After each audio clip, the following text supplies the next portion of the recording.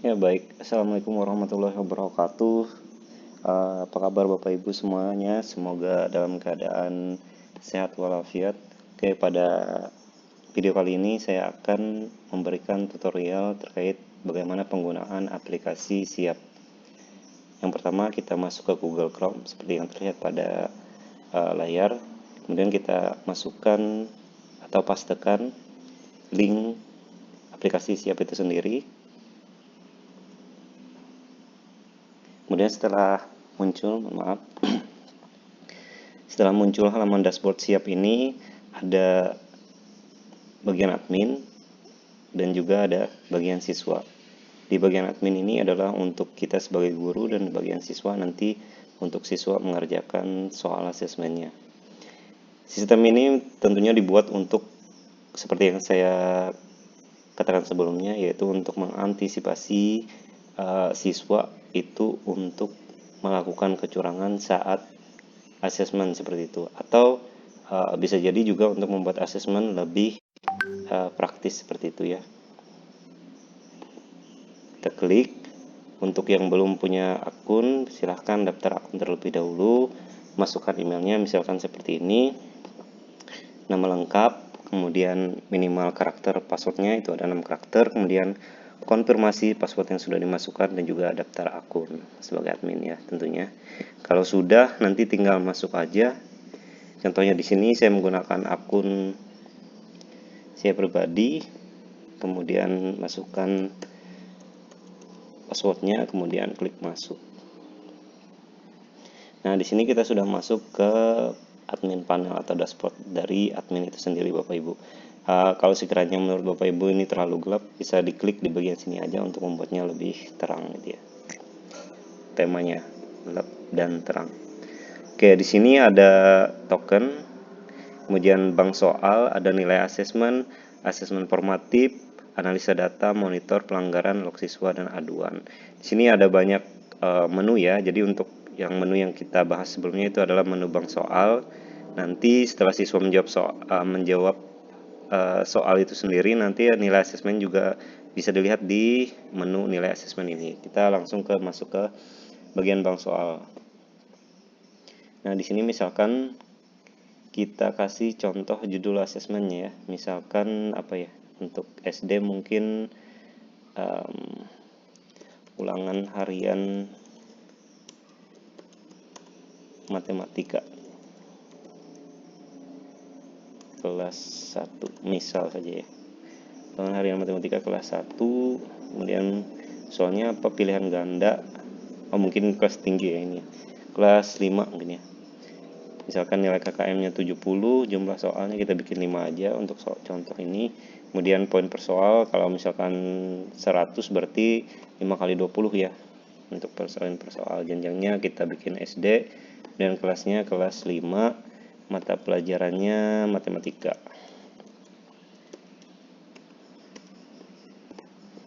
Nah, di sini materinya apa ya kalau matematika SD itu, misalkan contoh aja ya, saya kurang begitu hafal juga untuk matematika SD. Oh ya, ini agak sulit ya karena di sini kita menggunakan sistem yang berbayar, sistem yang gratis atau tidak berbayar. Jadi untuk soal ini nanti tidak ada gambar gitu. Jadi untuk pertimbangan Bapak Ibu di sini adalah untuk membuat soal yang non bergambar seperti itu ya.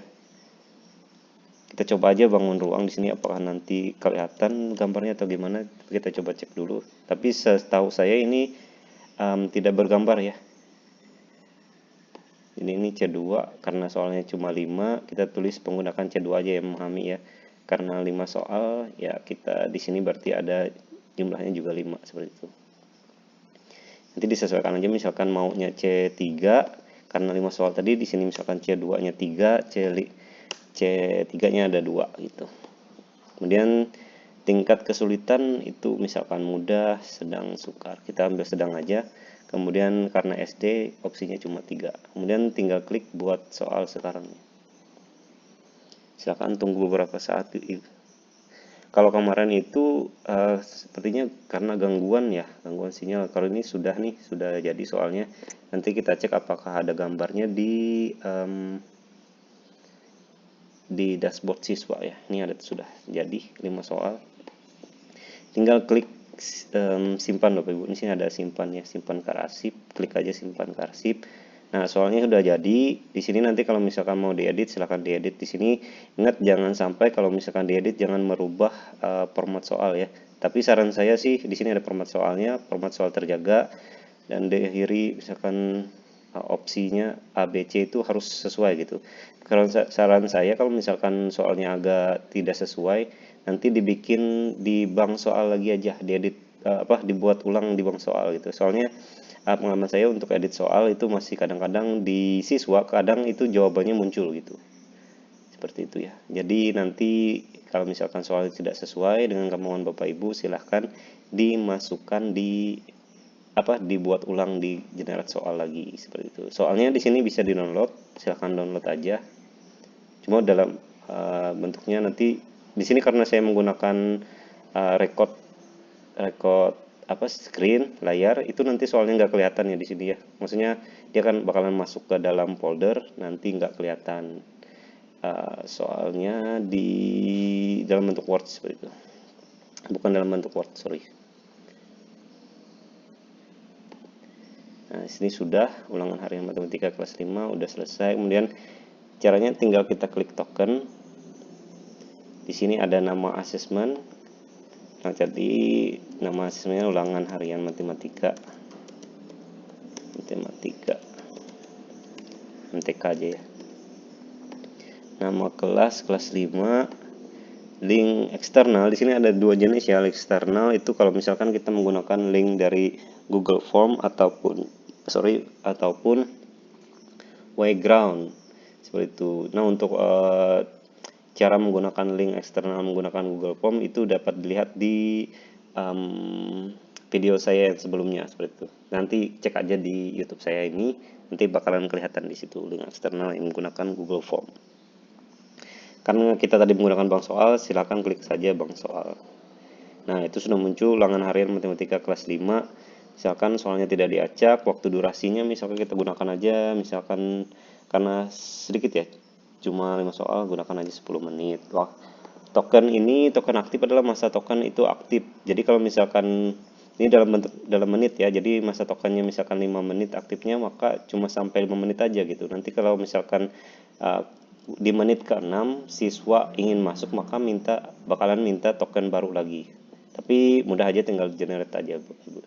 Kalau di sini ada maks pelanggaran, itu artinya adalah maksimal pelanggaran, yaitu ada 3. Misalkan di sini 3, maksudnya maksimal 3 pelanggaran itu adalah kalau misalkan siswa bolak-balik sampai 3 kali itu keluar masuk HP, maka nanti soalnya akan otomatis di-ban oleh sistem ya, sehingga siswa tidak bisa mengikuti asesmen lagi. Itu jadi sambil